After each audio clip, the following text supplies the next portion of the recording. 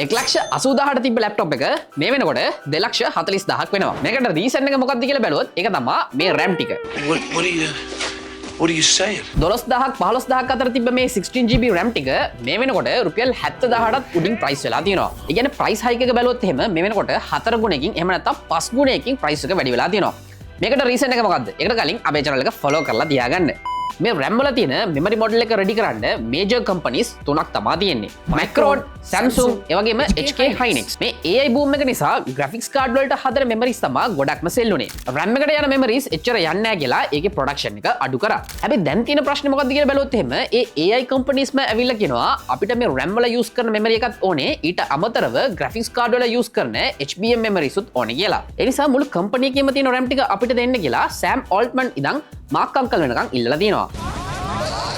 ඒ වගේම සමහර sources වලට අනුව Sam Altman මෙන්න මේ Micron company එක ගාවට ගිහින් එයාලා produce කරන RAM ඔක්කොම අවුරුදු 3කට ඉල්ලලා තියෙනවා OpenAI එකට. ඒත් ඉල්ලලා තියෙන්නේ fixed rate එකට නෙවෙයි ඒ දවස්වල තියෙන market rate එකට අනුව. මෙන්න මේ reason එක නිසා මේ අවුරුද්දේ DDR4 and DDR5 RAM prices 400 ඉඳන් 500ක් දක්වා වැඩි වෙලා තියෙනවා. ඒ කියන්නේ ඔය gold වල invest කරන එකට වඩා මෙන්න මේ RAM වල invest කරලා තිබ්බොත් එහෙම ලොකු profit එකක් මේ වෙනකොට අරගන්න තිබ්බා. මෙන්න මේ reason එක නිසා laptop and PCs විතරක් නෙවෙයි මිලෙන් වැඩි වෙන්නේ mobile phones, gaming console, tablets මේවා ඔක්කොම ගණන් වැඩි වෙනවා. so ඔයාලටත් laptop එකක් එහෙම නැත්නම් mobile phone එකක් ගන්න idea එකක් තියෙනවා නම් දැම්ම අරන් තියාගන්න. ඊට අමතරව ඉරාන් ඇමරිකා war එක නිසා fuel prices වැඩි වෙලා තියෙනවා. ඊට පස්සේ shipment delays උත් අපිට බලා ගන්න පුළුවන්.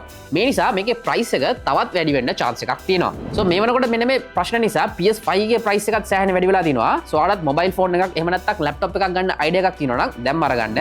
ඒ වගේම war එක නතර වෙන පාටකුත් නැහැ. ඒ වගේම මෙන්න මේ AI bubble එකත් අද හෙටම ඉවර වෙන දෙයක් නෙවෙයි. so මේ වීඩියෝ එක useful කියලා මම හිතනවා. ළඟදිම laptop එකක් නැත්නම් mobile phone එකක් ගන්න බලාගෙන ඉන්න ඔයාලගේ යාළුවන්ට මේ වීඩියෝ එක share කරන්න.